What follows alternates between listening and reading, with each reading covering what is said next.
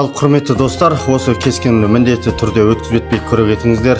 Мен енді өзіміздің бүгінгі таңда Текті Тегес ауданындамын. Ал енді осы кезеңде бүгінгі келіп отырған жерім өзіміздің Текті Тегес ауданындағы азамат жасына тошпаған жасөспірімдер күтімханасы. Өздеріңізбен осы ортақта таныса кететін боламыз.